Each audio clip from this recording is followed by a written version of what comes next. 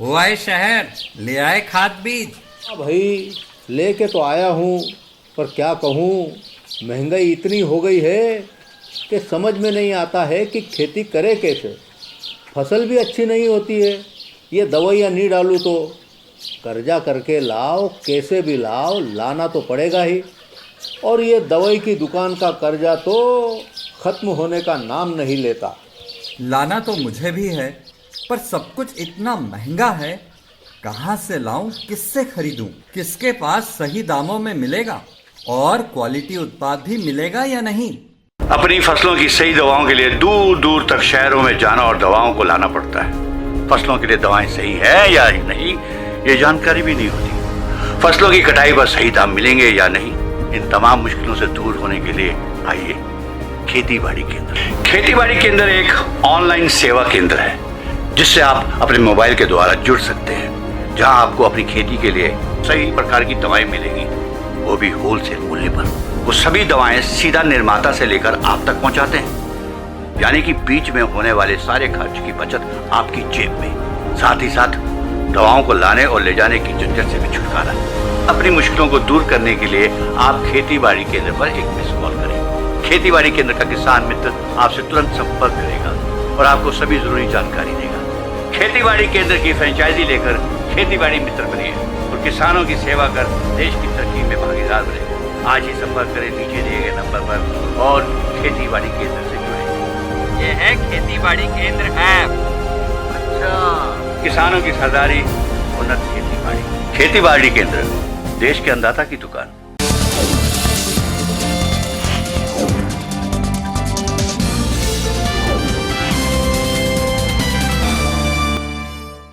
नमस्कार, स्वागत है आप सभी का देश देशांतर में। मैं हूं प्रीति सिंह।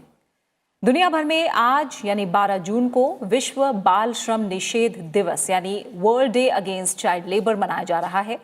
और इस बीच चिंताजनक बात यह है कि बाल मजदूरों की संख्या दुनिया भर में बढ़ी है और ये 16 करोड़ हो गई है। ये आंकड़ा 2 दशक में यानी 20 साल में पहली बार बढ़ा है।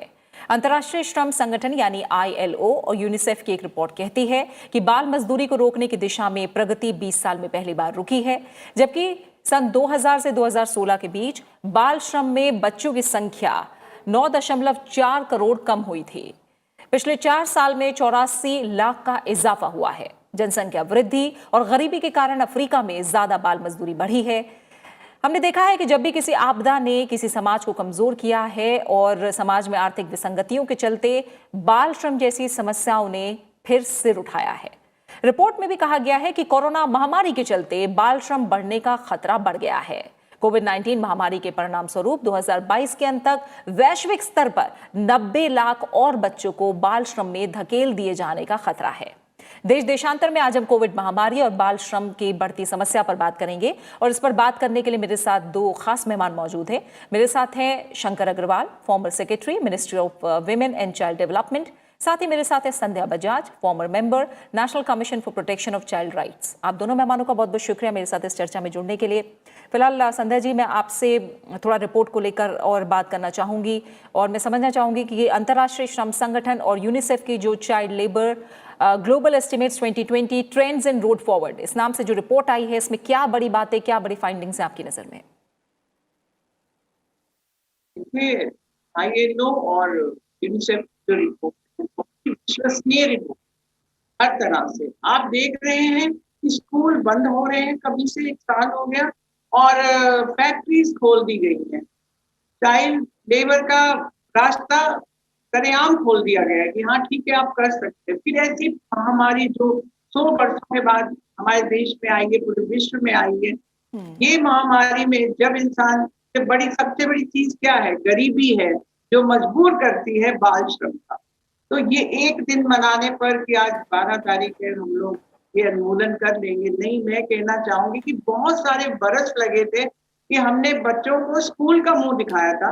वो गरीब बच्चे जो पढ़ने नहीं जाते थे, पैदा होते ही उन्हें थोड़े से बड़े हुए नहीं, उन्होंने कुछ ना कुछ काम जरूर करना है, घर के लिए कमाना है, घर के माँ बाप को बल के पालना है। ऐसी जिम्मेवारी लेके कुछ बच्चे पैदा होते हैं। तो मैं तो ये कहूंगी कि बहुत ही बड़ा दुर्भाग्य है कि बच्चों पर जब ये आ गई है प्रॉब्लम की, ये महामारी का असर उन पे सबसे ज्यादा हुआ है। जैसा कि आपने बताया कि 90 लाख और अधिक, बल्कि मुझे लगता है इससे भी ज्यादा बच्चे जो हैं वो अफेक्ट होंगे। कई कई जगह आप गिनती आंकड़े नहीं ले रहे।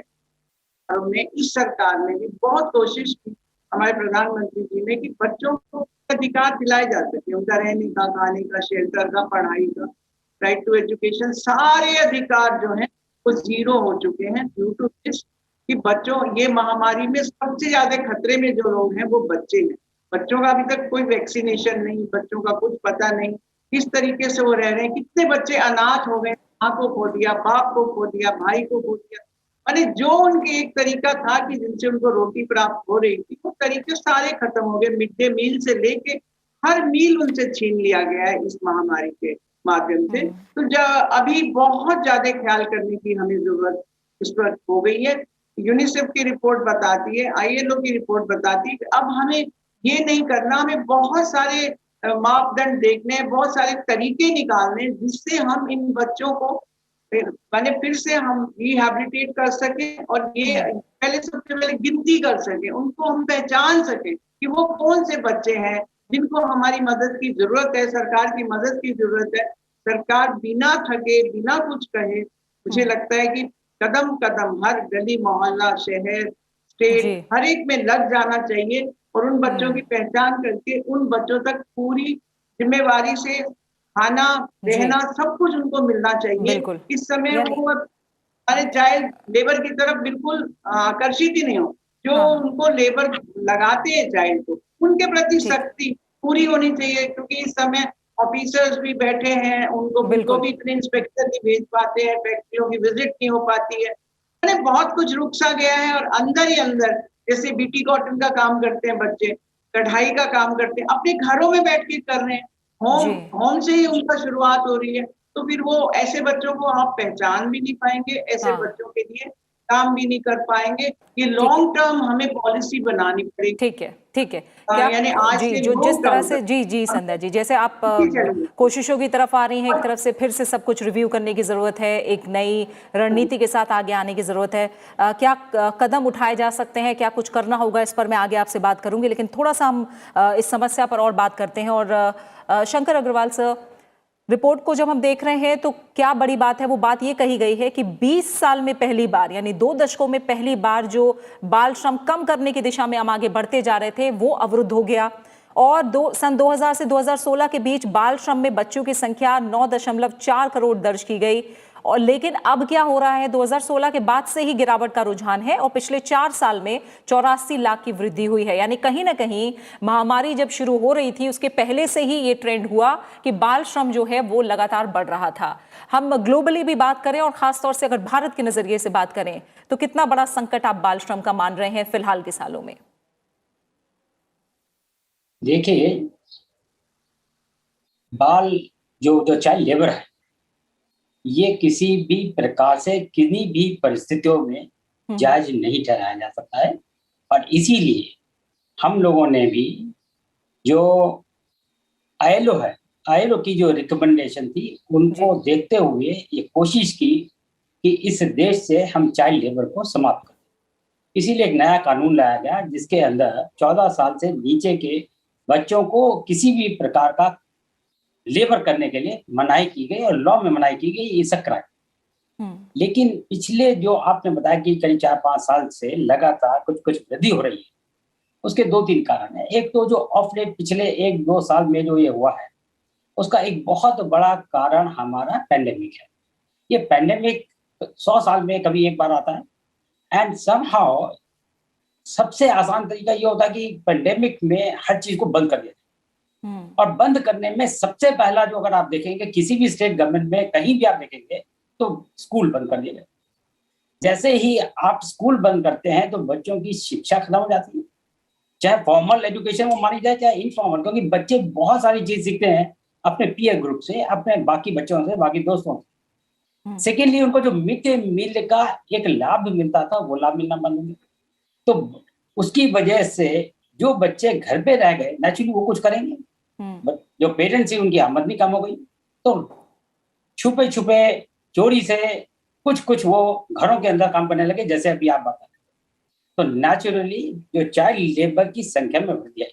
अब आपने बताया कि करीब 2016 से लगातार वृद्धि हो रही है। उसका एक बहुत बड़ा कारण यह है कि जैसे जैसे वर्ल्ड बहुत ज्यादा कॉम्पिटिटिव हो गया है, तो मेनी ए टाइम्स कंपटीशन में आने के लिए कोशिश करते हैं कि हर कॉस्ट हमारी कम हो जाए, तो हमारी लेबर कॉस्ट भी कम हो जाए, और उसी के लिए बहुत सारे मुल्कों में बच्चों को लेबर में यूज करने लगे। आइडिया ये होना चाहिए कि जैसे हम चाइल्ड लेबर को मना करते हैं, तो हमारा एनफोर्समेंट भी उतना तगड़ा होना चाहिए, और साथ में एजुकेशन। जब तक हम मीनिंगफुल पर्पसफुल एजुकेशन नहीं देंगे बच्चों को, अदर अभी भी आप देखें जनरली गांव में किसी से बात करें, बहुत सारे पेरेंट्स आपको ये बोलेंगे इस शिक्षा का कोई फायदा नहीं है, क्योंकि पढ़ लिखने के बाद भी एक तो पहली बात पढ़ाई होती नहीं बच्चों की, बहुत कम मार्जिनल पढ़ाई होती है, और जो पढ़ भी लेते हैं उसके बाद उनको नौकरी मिलना बहुत मुश्किल। तो जो हमारी एजुकेशन है, हमको इसको पर्पसफुल बनाना है, मीनिंगफुल बनाना है। मतलब ये है कि वो बच्चों को क्वालिटी एजुकेशन दी जाए जिससे उनको कोई जॉब मिल सके। एंड सेकेंडली, हमें रास्ते ढूंढने पड़ेंगे, चाहे पैंडेमिक आए या कुछ आए, कि क्या हम बच्चों की एजुकेशन को कंटिन्यू रख सकते हैं। आई do not have any solution, because obviously जान जो है वो ज्यादा बड़ी चीज है बजाय की पढ़ाई के। लेकिन क्या हम कुछ ऐसा कर सकते थे कि जान भी ना जाए और बच्चों की पढ़ाई भी कंटिन्यू कर सके। इसके बारे में एक विचार करना चाहिए था, रादर देन इमीडिएटली सारे स्कूल्स कॉलेजेस को बंद कर देते। आई पर्सनली फील दैट इसके ऊपर बहुत ज्यादा विचार नहीं किया गया, और सीधा एक बड़ा आसान तरीका था कि बच्चों के स्कूल बंद कर दिए जाए। उससे हम लोगों का, पूरे वर्ल्ड में लोगों का नुकसान। ठीक है, यानी ये सीधे सीधे स्कूल से जोड़कर भी जो आप समस्या देख रहे हैं, ये पहलू भी बहुत गंभीर है। और कहीं ना कहीं जो मिड डे मील की आपने बात कही, और ख़ास तौर से हमने देखा है कि गांव और शहरों के बीच जो बाल श्रम की खाई है वो बहुत ज़्यादा है। 70% तक गांव में हम देखते हैं बाल श्रम होता है। ज़्यादातर जो खेती और कृषि के कामों में वहाँ ज़्यादा बच्चे जो हैं वो श्रम करते हमें नज़र आते हैं। तो कहीं ना कहीं ये जो स्कूल बंद होने का असर है वो गाँव में भी उस तरह से बहुत ज़्यादा पड़ा है शहरों के मुकाबले। इस बीच अगर हम देखें तो अनाथ हुए बच्चे, खासकर कोरोना काल में जो अनाथ हुए बच्चे, अगर उनकी बात करें संध्या जी, तो कोशिशें कुछ की गई केंद्र और राज्य सरकारों की तरफ से। हमने देखा जो अनाथ बच्चे हैं उनकी पढ़ाई लिखाई और कहीं 21 वर्ष की आयु तक पूरी होने तक जो पूरी देखभाल होगी वो जिम्मा है। जिलाधिकारियों को भी जिम्मेदारी सौंपी गई है ताकि बहुत माइक्रो लेवल पर जाकर चीज़ों को देखा जाए। यानी ये कोशिशें जो हैं वो हम देख रहे हैं, सामने हैं। लेकिन कानून की अगर हम बात करें, इसे लेकर जो कानून है और उनके इम्प्लीमेंटेशन को लेकर बात करें, तो वो फिलहाल कितने सख्त या कितने हम एक तरह से कहेंगे, क्या उसमें भी कोई लूप होल्स नजर आ रहे हैं? ये कोशिशें किस तरह की हैं? कोशिश तो ये बहुत ही शानदार, माननीय प्रधानमंत्री जी की भी और राज्यों के मुख्यमंत्रियों जी की भी, जिन्होंने शुरुआत भी कर दी है। मध्य प्रदेश में, हरियाणा में, सब जगह आइडेंटिफाई करके बच्चों को ये शुरुआत हो चुकी है। लेकिन ये बहुत लंबा काम है, इसमें बहुत सी मुश्किलें आएंगी। आप जो हमारी रेजिडेंट वेलफेयर एसोसिएशन होती हैं, और ये ऑडिट करना, ये देखना किस बच्चों को बोध दिया जा सकता है, किन बच्चों को वैसे आप फाइनेंशियल हेल्प करेंगे, स्कूलों में पढ़ाएंगे, यानी ये सारी चीजें, कार्यक्रम तो ये बहुत ही अच्छा है और बहुत लंबा चलने वाला है। लेकिन अभी फिलहाल जैसा कि शंकर जी ने भी बोला कि हम लोग स्कूल बंद के सोचते हैं कि हमारा इनिशियली हो गया, तो हमको सेफ्टी तो रखनी है, लेकिन उसके साथ साथ अब जो वैक्सीनेशन का प्रोग्राम आना है, जो भी प्रोग्राम आने वाले, बच्चों को आप कुछ भी देना चाहते हैं, कोई भी चीज, वो आप स्कूल के माध्यम से दीजिए। स्कूलों में पहले उन्हें बुलाइए, उन्हें हर चीज बांटिए, उनको खाना पीना रहना, उनके लिए पेंसिल कलम, जो चीज भी, पढ़ाई, उनको खुशी दीजिए। वो बहुत मिस कर रहे हैं। वो चाहते हैं कि चाहे 50%, 25% हमको खुले स्कूल और हम जाए वहां पे, तो उनका विकास जो है वो एक किस्म से, चाहे कितना भी वो उस पर पढ़ते रहे कि ठीक है जी हमारा डिजिटल एजुकेशन हो रही है। गरीब बच्चे की तो नहीं हो रही डिजिटल एजुकेशन की। गरीब बच्चा तो जो है, उनके पास में तो कोई किसी तरह का है ही नहीं सिस्टम कि वो वहां पे बैठ के इस तरीके से पढ़ सके। ये भी मिडिल क्लास ही लोग अफोर्ड कर पा रहे हैं कि वो डिजिटल जो है उनकी पढ़ाई हो रही है। बच्चों का विकास हर तरीके से रुक रहा है, ना केवल गरीब बच्चे का, बल्कि जो बच्चे भी हैं, बच्चों में कोई फर्क नहीं होता। बच्चे भगवान का रूप है, सारे बच्चे एक जैसे, लेकिन सभी बच्चों का विकास आज, चाहे वो बाहर बैठे हैं, यूके में है, अमेरिका में है, पूरे विश्व के बच्चे, वो आज बहुत बड़ा महसूस कर रहे हैं कि हम लोग को पीछे डाल दिया गया। पर कभी वैक्सीनेशन होता था तो बच्चों से शुरू होता था, आज बुजुर्गों से शुरू हुआ है, उनको बड़ा डिस्क्रिमिनेशन फील हो रहा है। बच्चे कहते हैं हमारा नंबर कब आएगा। तो अभी बच्चों को प्रायोरिटी मिलनी चाहिए। आपको मालूम है कोई भी चीज हो, बच्चा वेट नहीं कर सकता, बड़ा आदमी इंतजार कर सकता है। वो उसको आप बोलो आपको देते हैं अभी 1 घंटे में रोटी, तो कहेगा अच्छा ठीक है 1 घंटा लगेगा, उनको पता है। बच्चे कहते हैं नहीं मुझे तो अभी चाहिए, अभी मुझे खाना दो, अभी मेरी कॉपी दो, अभी मेरी चीज दो, मेरे को अभी अभी चाहिए। उसको हर अधिकार मिनट में उसके सामने हाजिर करना है। तो ये सब करने के लिए हमें बहुत समाज को भी, लोगों को भी, सबको भूमिका निभानी होगी। तब जाके हमारे देश के बच्चे जो हैं वो उस अकॉर्डिंग जाएंगे। नहीं तो ये जो कह रहे हैं इतना आंकड़ा बढ़ेगा, आंकड़े तो बढ़ते ही जाएंगे अगर उनकी तरफ सही मायने में बड़ा सिंसियरली, बहुत ही ऑनेस्टली, हर तरह से ध्यान नहीं दिया जाएगा। तो ये बच्चे हमारे हाथ से निकल जाएंगे। फिर ये हमारे देश की यही रौनक है, यही जन्नत है, यही सब कुछ है। इन्होंने देश को अपने कंधे पे लेना है, तो वो कैसे आप आगे बढ़ेंगे, कैसे उन बच्चों को, जब उनको कोई अधिकार ही नहीं मिलेगा तो कर्तव्यों को भी भूल जाएंगे। क्योंकि कर्तव्य और अधिकार एक सिक्के के 2 पहलू हैं। जब आप उन्हें देते नहीं, ऐसी जिंदगी देते हैं कि वो ढाबे पे शोषण हो रहा है, उनका हर जगह शोषण हो रहा है, पैदा होते ही शोषण हो रहा है, तो वो जब बड़े होते हैं उनमें भी वही भावना बढ़ जाती है, उनमें वो बात नहीं आ पाती है। वो भी कहते हैं कि मेरा समाज ने शोषण किया। उन बच्चों में देख के बड़ी बड़ी भावनाएं होती हैं इस तरीके की, उनमें रिवेंज हो जाता है, उनको बहुत कुछ महसूस होता है कि नहीं समाज ने हमारे साथ में अन्याय किया। सरकारों को, समाजों को, मंत्रियों को, सबको, जो एमएलए हैं, मे भी कोई भी उनको ड्यूटी लगी हुई है, वो कोई पार्षद है या पंचायत में है, पंचायती राज जो है वो बड़ी अच्छी एक योजना है, तो पंचायतें इसमें बहुत बड़ी भूमिका निभा सकती है। क्योंकि उनको पता होता है गांव में कितने बच्चे लेबर को जा रहे हैं। बल्कि वो भूमिका निभाने की बजाय कई बार हम ये देखते हैं कि उन्हीं का इस्तेमाल करके बच्चे आगे, और वो देखते हैं कि कहीं नौकरी है क्या, किसी के भी घर में है, किसी भी तरह की मिल जाए। छोटू ये कहना तो आम बात है, ढाबों पे हो या घरों में, हमें कोई छोटू दे, छोटू मायने यही है कि नौकरी चाहिए। तो जितना छोटा होगा आधी तो उसको तनख्वाह देनी पड़ेगी, आधी भी नहीं देते हैं, वो भी खा जाते हैं। और थोड़ी तनख्वाह देंगे, थोड़ी तनख्वाह में ज्यादा काम कराएंगे, ये चीज चाइल्ड लेबर को बहुत प्रोत्साहित करती है। तो हम लोगों को ये चाहिए कि हम ये पे के बारे में जो मॉनिटरिंग होगी, छोटी पे दे के वो बड़े काम दे रहे होते हैं, तो जो उसके एम्प्लॉयर होते हैं, कि ये इन चीजों को हमें बहुत ज्यादा मॉनिटर करना है। मॉनिटरिंग के लिए हमारे पास भी पूरा सिस्टम नहीं है, चाहे वो हमारा देश हो या पूरा विश्व हो। आप कैसे मॉनिटर कर सकेंगे फैक्ट्री जिसका दरवाजा बंद है, जिसका गेट बंद है, जिसके गेट पे चौकीदार खड़ा है, तो आप उसको क्रॉस करके कैसे अंदर जाएंगे कि अंदर कितनी उम्र के बच्चे काम करें, हैजार्डस वर्क कर रहे हैं या सिंपल काम कर रहे हैं। एक कितने काम है, 138 काम है जो रोक दिए गए हैं, रोक ये काम नहीं कराने बच्चों, वो भी करते बना रहे, फॉर्म बना रहे होते हैं, फूलझड़ी बना रहे हैं, कोई भी काम, माइंस में काम कर रहे हैं, किसी भी तरह का खतरनाक काम वो बच्चे कर रहे हैं, लेकिन उन पे किसी तरह की मॉनिटरिंग नहीं है। उन्हें भी आदत पड़ी है, एम्प्लॉयर्स को भी और एम्प्लॉय होने वाले बच्चों को भी और माँ बाप।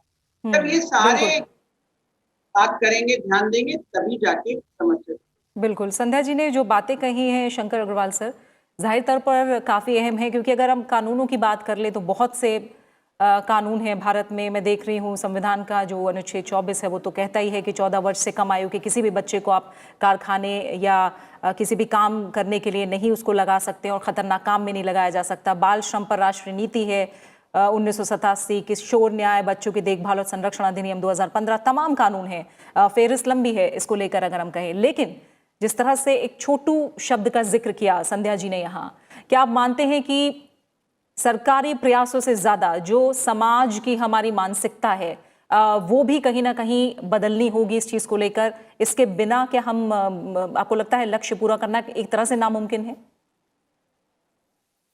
ठीक कह रहे हैं टू अ सर्टेन एक्सटेंट में, लेकिन पहली बात ये माननी पड़ेगी और समझना होगा, जब तक कानून नहीं होगा आप कुछ भी एफर्ट कर लें, कितनी भी अवेयरनेस क्रिएट कर लें, नथिंग मच विल हैपन। ठीक है, आप जैसे मैं आप उदाहरण देता हूँ, सती की प्रथा थी, कई वर्षों से, कई सदियों से चल रही, कैसे खत्म हुई? केवल कानून के माध्यम से। तो पहले तो हमको एक कानून बनाना पड़ता है, बिकॉज कानून के जरिए हमने ये कहा कि बाल मजदूरी जो है वो एक जुर्म है। सेकेंड, उसके बाद बातें जैसे हमने कहा इसको जुर्म है, तो there has to be a mechanism, there has to be a machinery जो उसको एनफोर्स करेगी। ठीक। तो हमारा काम होना चाहिए कि हम कैसे उसको एनफोर्स करें, और एनफोर्स करने के लिए अगर हम हर चीज छोड़ देंगे सरकार के ऊपर, तो जैसे अभी संध्या जी बताई थी, that may not be possible कि कभी कमरा बंद है, कभी दरवाजा बंद है, and that kind of thing. हमको जो सिविल सोसाइटी है उसका भी सहयोग लेना चाहिए। अगर सिविल सोसाइटी में अवेयरनेस क्रिएट करें और सिविल सोसाइटी का हम सहयोग लें, और एक बात ये भी आपको माननी पड़ेगी, ये कोई आदमी चाहता नहीं है नॉर्मली कि वो छोटे बच्चों से काम करवाए। वो दो ही वजह से कराता है, या तो उसमें गरीबी बहुत ज्यादा है, या जो बड़े जो कारखाने भी हैं वो इसलिए कराना चाहते हैं क्योंकि कॉम्पिटिटिव बनना चाहते हैं आसानी के लिए। तो अगर हमारा एनफोर्समेंट अच्छा है, अवेयरनेस हमारी अच्छी है, एंड सबसे ज्यादा हमको ध्यान देना पड़ेगा बच्चों के एजुकेशन। अगर बच्चों को खुद ये लगता है कि मेरा स्कूल जाना ज्यादा इंपॉर्टेंट है बजाय कि ये छोटा मोटा काम करने के लिए, कोई बच्चा ये छोटे मोटे काम नहीं करे। उसको लगेगा कि मेरे को स्कूल जाना चाहिए, मैं स्कूल जाके बड़ा कुछ काम करूंगा, चाहे ढाबे में काम करना है, पढ़ लिख के मैं ज्यादा अच्छा काम करूंगा, ज्यादा पैसा कमाऊंगा। हमें फोकस करना चाहिए only on those 2-3 thing. First, enforcement of जो rules regulation and law. Number 2, हम शिक्षा पे ध्यान दें एंड क्वालिटी एजुकेशन करें।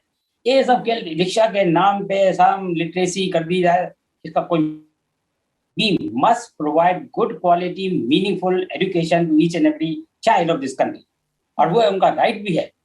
देखिए उसके लिए बहुत फोकस और बहुत अटेंशन देना पड़ेगा, जिससे कि हर बच्चा जब अपना क्लास 12th भी अगर पास कर लेता है तो ये फील करे कि मैं अब अपने निर्णय गुण दोष के आधार पर ले सकता हूँ, अपना कुछ कंट्रीब्यूशन कर सकता हूँ सोसाइटी के लिए, और जब मैं सोसाइटी के लिए कंट्रीब्यूट करता हूँ तो अपने लिए और अपने परिवार के लिए पैसा भी कमा सकता हूँ। तो ये हमको करना पड़ेगा, and it is taking a little bit of time. पर ये कहना कि साहब हमारे कानून से कोई फायदा नहीं हो रहा, I do not agree with that, क्योंकि जब तक कानून नहीं होगा, that's the base, that's the foundation, उसी के ऊपर बाकी सब चीजें आगे बढ़ेंगी। ठीक है। और संध्या जी, जिस तरह से तमाम कोशिशों का जिक्र आप और शंकर सर दोनों कर रहे हैं, उसमें हम देख रहे हैं कि कोरोना बहुत बड़ी चुनौती है। ठीक है, स्कूल बंद करने का फैसला जो लिया गया आप लोग मानते हैं वो गलत है, लेकिन आगे किस तरह के एक्शन प्लान की फिलहाल हमें ज़रूरत है, क्योंकि चुनौतियां हैं, खतरा बहुत है, बच्चे हैं, हम जानते हैं आगे तीसरी लहर की भी आशंका है। तो तमाम चीज़ों को देखते हुए आपको क्या लग रहा है, किस तरह का एक्शन प्लान अभी हमें ज़रूरत है इस चीज़ के लिए?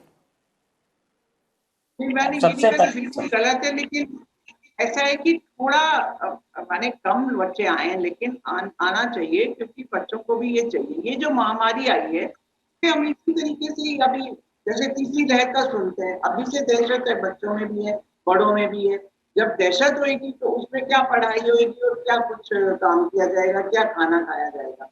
अभी जो चाइल्ड लेबर की बात हम कर रहे हैं, उस हिसाब से तो हम लोगों को ये सब करना चाहिए कि उनको बहुत इंसेंटिव मिलना चाहिए। ये जो स्पेशल टाइम है, ये महामारी जो आई है, इसमें ये नहीं सोचें कि हमने कई स्कूलों के कितने गरीब स्कूल हैं, कुछ सरकारी स्कूलों में तो नहीं है फीस, लेकिन बहुत से ऐसे भी बच्चे हैं जो अभी भी फीस भी भरते हैं और उसके बावजूद उनके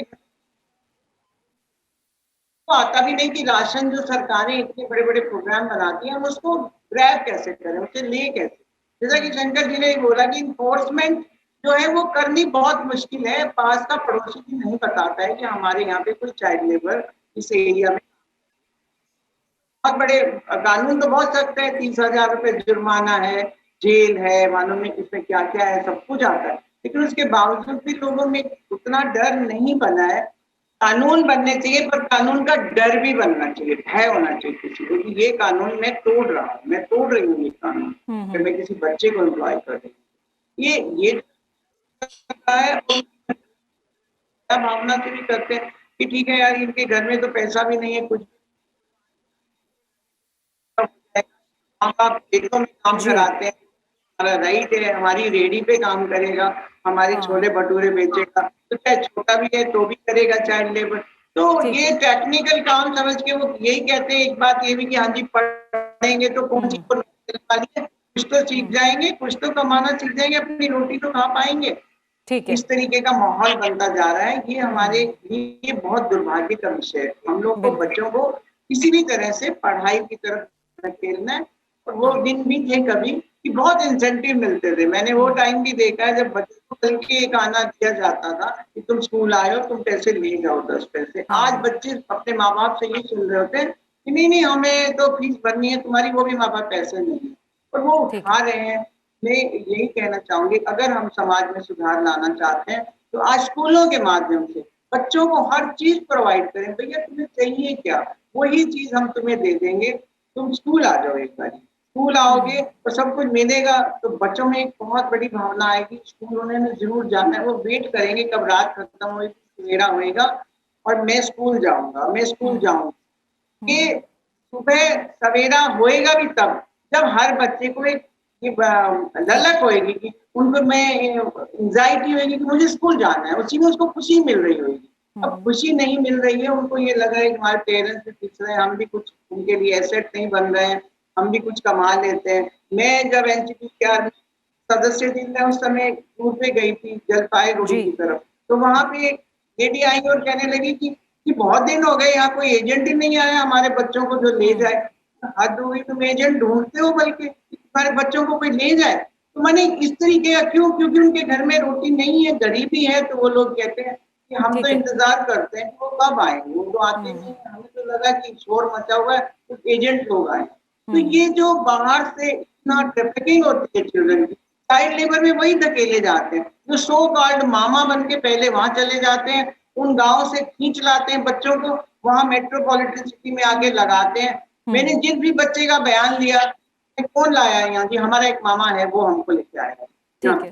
तो मैं तो पता नहीं कितने सारे मामाज घूम रहे हैं, उन पर कोई कार्रवाई नहीं होती, कोई भी ट्रैफिकिंग करते हैं। तो कानून कहाँ जाता है उस समय जब वो 10 बच्चों को लेकर ट्रेन में बैठा होता है, तब कानून क्या करता है? क्यों नहीं रेलवे स्टेशनों पे मॉनिटरिंग रहती कि कोई बच्चों को क्यों लेके यहाँ से जा रहा है? उन्होंने भी अपने एरिया चिन्हित किए हुए हैं कि यहाँ से बच्चे मिलेंगे और वहां लगेंगे, इस तरीके से उनका पैसा बने। कहीं ना कहीं बिल्कुल, और कहीं ना कहीं यही शिकायत होती है कि कोई ना कोई जरूर मिली भगत है, इसलिए जो रोक होनी चाहिए वो नहीं है। इस तरह की भी बातें सुनने को मिलती हैं। शंकर सर, संयुक्त राष्ट्र ने 2021 को बाल श्रम उन्मूलन के लिए अंतर्राष्ट्रीय वर्ष घोषित किया और 2025 तक बाल श्रम की जो कुप्रथा है उसे समाप्त करने के लक्ष्य को पूरा करने के लिए जल्द से जल्द कार्रवाई की जरूरत पर जोर दिया। लेकिन क्या लग रहा है कि 2025 तक अभी हम इसे क्या दूर की कौड़ी माने? और क्योंकि कोरोना महामारी ने सब कुछ बदला है, अब हमने देखा दोबारा शहर से गांव की तरफ लोग लौटे हैं, और जिस तरह से संध्या जी ने इतनी डिटेल में हमें बताया कि किस तरह की समस्या है, गरीबी का चक्र है, स्कूल बंद होना, आप मानते हैं कि तमाम एनजीओ जो काम कर रही हैं, जो संगठन काम कर रहे हैं, उनके साथ सरकार को मिलकर एक कॉम्प्रिहेंसिव, एक इंटीग्रेटेड अप्रोच अपनाने की जरूरत है और ज्यादा से ज्यादा गांव पे फिलहाल फोकस करने की जरूरत है अगर हम बाल श्रम को खत्म करना चाहते हैं? तो फाइनल कमेंट आपका जल्दी से। बिल्कुल ठीक कह रही है मैडम। पहली चीज जैसे बात हुई थी, ये तो एनफोर्समेंट और उसमें सिविल सोसाइटी का सहयोग लिया जाए। दूसरी चीज जो आपने कहा, एनजीओ और सिविल सोसाइटी के माध्यम से हम जो बच्चे हैं उनको अच्छा एडुकेट एंड स्किल करने का भी प्रयत्न करें और अवेयरनेस भी रखें कि बाल मजदूरी नहीं हो पाए। एक और बात करनी पड़ेगी, we have to look forward. हम क्या करते हैं कि हम मार्जिनल इंप्रूवमेंट लाने की कोशिश करते रहते लगातार। ठीक है, हाँ, technology can play a very very important. अभी जो महामारी में, पैंडेमिक में सबसे बड़ी जो कमी देखी गई, और जो भी आप बात कर रहे थे कि गांव में गरीब लोगों के बच्चे ज्यादा सफर किए। क्यों सफर किए? एक तो उनके पास टैबलेट नहीं, उनके पास कोई ऐसा डिवाइस नहीं है कि वो डिजिटल माध्यम से एजुकेशन प्राप्त कर सकें। एंड सेकेंडली, जहां वो लोग रहते हैं वहां कनेक्टिविटी इज वेरी पोर। हमको हर संभव प्रयास, नॉट ओनली संभव, we have to ensure that each and every village in this country is connected with good quality broadband, जिससे कि बच्चों को, और बच्चों का जो ब्रॉडबैंड का खर्चा है वो मैं समझता हूँ कि सरकार को वहन करना चाहिए as far the education is concerned. अगर हम लोग पेंडेमिक में ये इंश्योर कर लेते कि हर घर में कम से कम एक डिवाइस दे दी जाए और ये इंश्योर कर लिया जाए कि उनको ब्रॉडबैंड की क्वालिटी अच्छी है, और साथ में हम कोशिश ये भी करते कि जहां भी संभव हो सके और जैसा भी संभव हो सके वो स्कूलों में स्टैगर करके, तो स्टैगर करके कि शुरू में 2 घंटे के लिए कुछ बच्चों को लाए, फिर 2 घंटे में कुछ बच्चों को लाए, कुछ ना कुछ तो एजुकेशन मिलती है। And I am quite confident अगर हम प्रयत्न करते और करेंगे तो naturally large number of students can be educated properly and meaningful. बिल्कुल। हम टेक्नोलॉजी को जब तक, आप देखें बहुत सारे बच्चों के या पेरेंट्स के पास स्मार्टफोन है, लेकिन क्या होता है, स्मार्टफोन एक है पूरे परिवार में। अगर हम एक और एडिशनल स्मार्टफोन 8-10 हज़ार रुपए का आएगा और गवर्नमेंट अगर प्रोक्योर करेगी तो और सस्ता आएगा। खर्चा बहुत ज्यादा नहीं है, एक बिल होना चाहिए था और कहते हैं कि हम यानी देंगे, टेक्नोलॉजी but this का will भी be सही used तरह से only for- इस्तेमाल कहीं ना कहीं बाल श्रम को रोकने में मदद कर सकता है। फिलहाल समय की कमी है, माफ कीजिएगा शंकर सर, आपको यहीं रोकना होगा। संध्या जी, आपका भी फिलहाल बहुत बहुत शुक्रिया। तो कहीं ना कहीं कोरोना महामारी ने बाल श्रम के खतरे को बहुत ज्यादा बढ़ाया है, तो एक तरह से हमें तमाम प्लानिंग की रिव्यू करने की जरूरत है ताकि इस पर नए सिरे से एक्शन प्लान बनाया जाए, नए सिरे से सोचा जाए और जो लक्ष्य 2025 तक इस कुप्रथा को खत्म करने का है उसे हासिल करने की दिशा में तेज रफ्तार से आगे बढ़ा जाए। फिलहाल देश देशांतर में इतना ही। अब अपना अच्छे से ख्याल रखिए। नमस्कार।